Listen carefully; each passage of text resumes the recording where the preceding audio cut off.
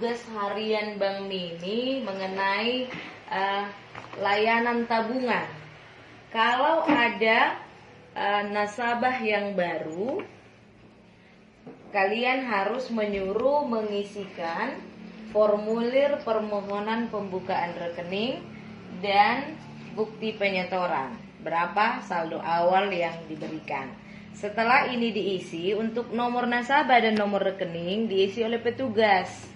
Kalau nasabahnya adalah siswa, maka nomor rekeningnya otomatis dari NIS. Kalau nomor nasabah berdasarkan urutan transaksi harian, dimulai dengan nomor 001 setiap harinya.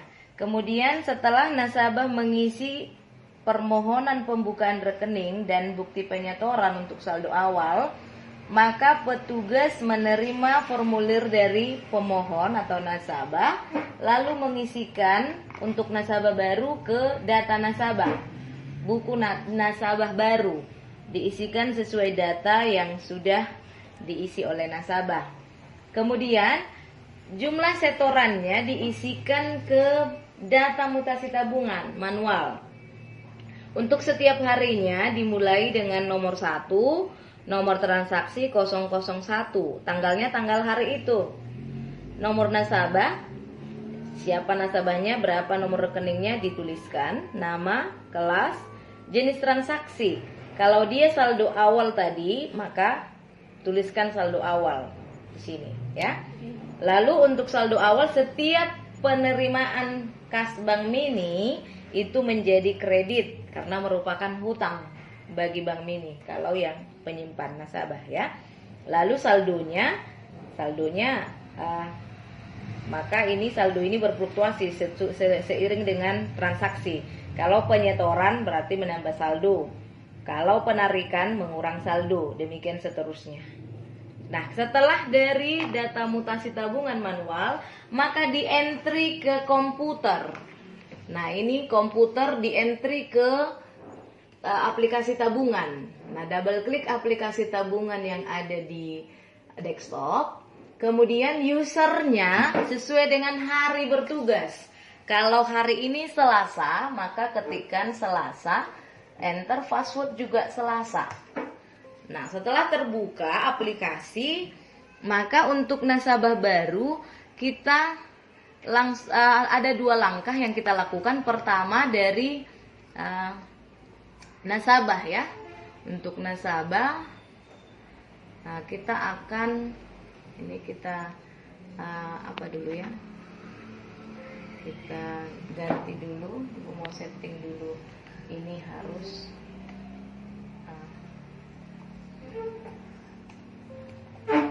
ada yang belum. Nah, ini kita harus mulai dengan mengklik nasabah. Input nasabah, karena dia nasabah baru. Nah, untuk nasabah baru ada 2 langkah yang dilakukan dari aplikasi tabungan. Nah, untuk nasabah baru kita langsung ketikkan nomor induk siswa, atau kalau dia non siswa maka nomor nasabahnya diurutkan. Ini untuk yang pertama di tahun ini 0122. Kalau ada nanti nasabah baru yang non siswa 0222, 0322 gitu seterusnya, ya. Nah, kemudian namanya juga di entry sesuai dengan dari biodata itu dimasukkan ke aplikasi. Jadi yang ada di buku manual dengan di aplikasi harus sama. Nah, kalau sudah disimpan, ya. Kalau sudah di entry data-data nasabahnya lalu disimpan. Nah, kalau sudah ini setelah simpan lalu klik keluar. Lalu satu lagi, karena 2 langkah tadi, satu lagi setorannya harus kita entry juga, ya, setoran. Jadi kalau udah kita klik tadi nasabahnya, misalnya 0122. Nah, jadi di sini kita langsung lihat sudah ada data itu karena udah ada kita entry sebelumnya. Lalu tanggalnya mengikut tanggal hari ini biasa, tanggal 25. Lalu jenis transaksinya kalau dia penabung awal, penabung baru, nasabah baru, saldo awal gitu, ya. Tapi kalau tidak lagi penabung baru, kalau dia menyetor, maka ini adalah setoran tunai. Gitu, ya. Nah, dibuat nominalnya di sini. Misal tadi yang di entry saldo awalnya 1 juta. Kalau sudah simpan. Ini kebetulan tidak Ibu lakukan penyimpanan karena tidak ada data tersebut, ya. Hanya contoh. Nah, kemudian jenis transaksi yang lain di tabungan setelah tadi data nasabah baru, kemudian penyetoran. Dia udah nasabah lama, ya, tapi dia melakukan penyetoran, maka suruh diisi bukti penyetoran yang pertama. Lalu isikan ke data mutasi tabungan. Tapi jenisnya tadi, kalau yang tadi awalnya saldo awal, yang kedua menjadi penyetoran. Kalau ada juga penarikan, maka suruh diisi bukti penarikan. Lalu masukkan ke aplikasi. Kalau dia penyetoran, pilih setor. Kalau dia penarikan, pilih ambil. Ya, penyetoran tadi sama dengan saldo awal, tapi bedanya di sini dibuat setoran tunai, bukan saldo awal. Ya, kalau penarikan, maka kamu pilih adalah ambil. Dan di sini langsung ada pilihan penarikan tunai, lawan dari penyetoran tunai. Ya. Begitu, tapi jangan pernah lupa menyimpan. Kalau udah tersimpan baru exit. Gitu. Jadi ini Ibu exit aja langsung. Nah, seperti itu proses untuk pelayanan tabungan di Bank Mini. Oke. Ya. Selanjutnya adalah tutorial untuk produk Bank Mini yang kedua, yaitu pembayaran atau disebut dengan payment point. Nah, untuk payment point kita ada dua aplikasi. Yang pertama itu agen BNI. Ini di awal langsung saja buka browser Microsoft Edge di sini ya. Kita buka browsernya langsung. Sudah ada di sini untuk dashboardnya. Dashboardnya sudah ada langsung fiturnya. Tinggal buka aja. Yang pertama agen 46 BNI.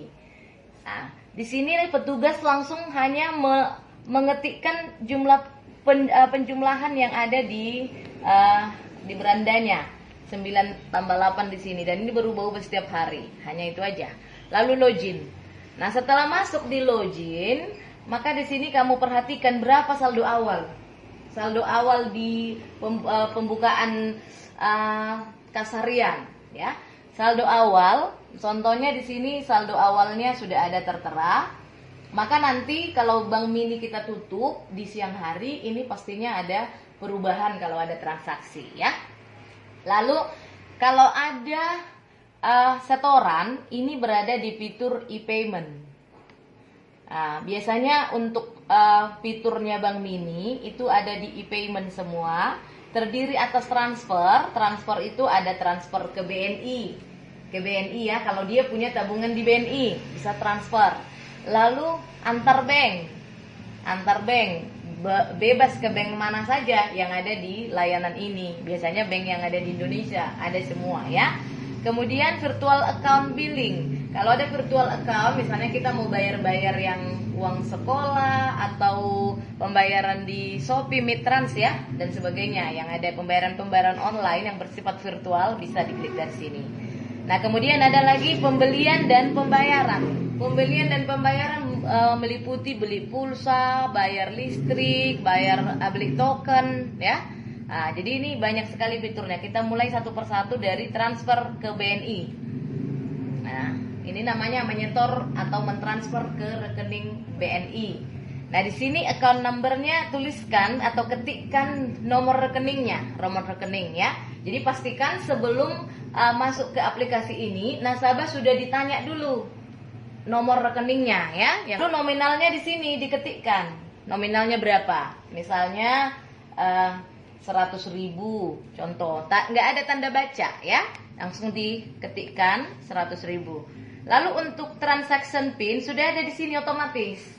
Dan biasanya ini tertutup bintang-bintang, tidak kelihatan oleh petugas, ya. Langsung dipilih saja. Lalu ada penjumlahan di sini 7 tambah 1 8. Nah, ini di submit, ya, dibuat jumlahnya, dan di sini ada nomor rekening. Nah, contohnya nomor rekening, ini contoh dulu. Nah, tapi biasanya harus sesuai, ya. Kalau tidak sesuai tidak akan kelihatan itu. Nah, kalau sudah ada, kalau sudah seperti ini,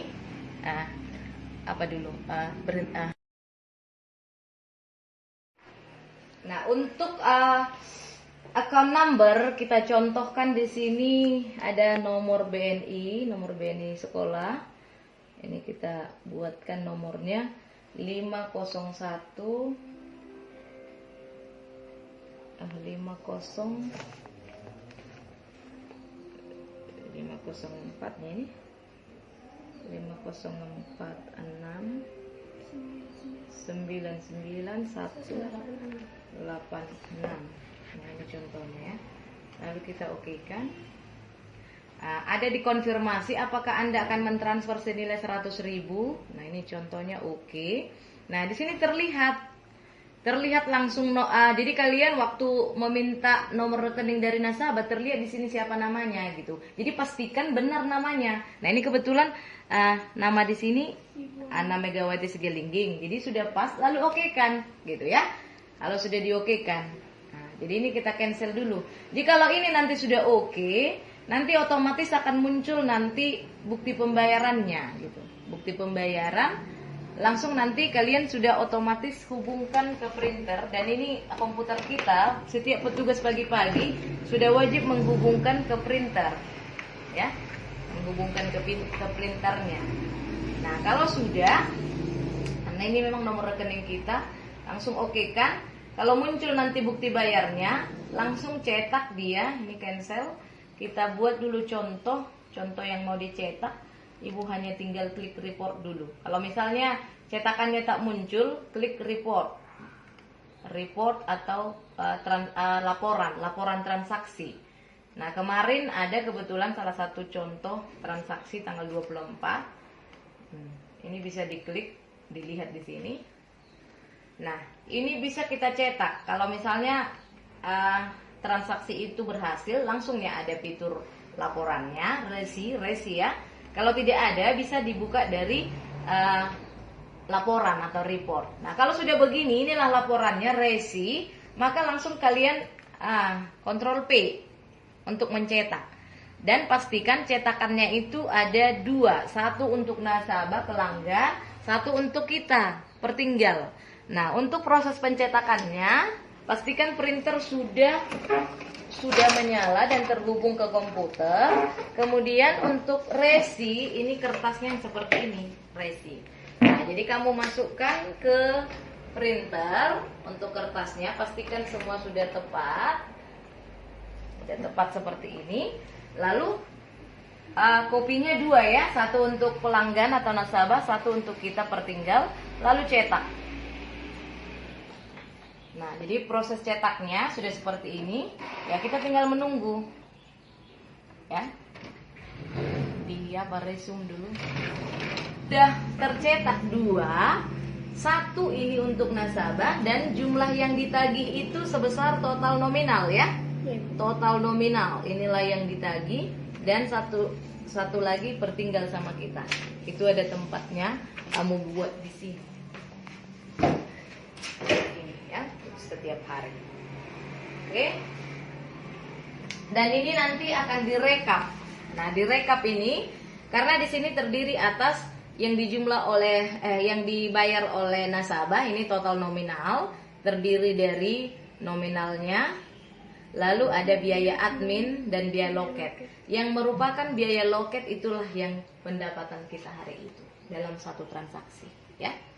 Oke, ini nanti akan dibukukan di berita acara serah terima kasih. Oke, udah. Aplikasi itu kita buka yaitu tagihan pulsa. Nah, kita buka di sini sudah ada email dan passwordnya, sudah tertera, kita tinggal enter. Nah, kemudian di tagihan pulsa ini melayani juga hampir sama dengan payment point di BNI, hanya bedanya yang mana mau digunakan. Dan biasanya kalau ada di tagihan pulsa nggak usah lagi dari BNI gitu ya. Kalau sudah ada di tagihan pulsa, apa saja yang ada di sini, pastikan juga saldo awalnya di sini sudah dituliskan oleh petugas harian ya. Berapa saldo awal sudah terlihat di sini. Berapa saldo awal kita.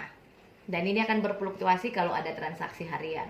Nah, yang dilayani dalam fitur tagihan pulsa pastinya adalah pembelian pulsa, paket data ya yang berkaitan dengan pulsa tentunya. Di samping itu ada juga pembayaran Telkom Group, kemudian postpaid operator ya, yang postpaid pembayaran seperti kartu Halo, kemudian PLN juga, TV kabel, kemudian kredit finansial juga ada, kemudian tiket pesawat juga ada di sini, bisa kita layani ya. Kemudian satu lagi tadi untuk pembayaran pulsa ini. Pulsa, TV prepaid, voucher game juga kalau ada, data atau pulsa untuk internet ya. GoPay, GoPay Driver, Grab, e-money juga ada. Jadi contohnya salah satu pulsa ya. Kita hanya tinggal buat nomor pelanggannya. Contohnya ini. Nah, cek nomor handphonenya. Kemudian ada di sini untuk apa saja yang mau dibeli ya.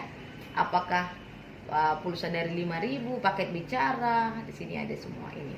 Banyak sekali. Kita tinggal pilih salah satu karena udah tertera di sini berapa harganya. Ini ada harganya. Ya udah tinggal buy gitu. Itu prosesnya ya. Dan resinya ini juga pastikan ada 2. Kalaupun tidak dikasih ke pelanggan kalau pulsa, tapi kita punya 2 data itu, kalau diminta boleh. Kalaupun tidak ya resi kita di sini juga harus ada. Nah, demikian ya.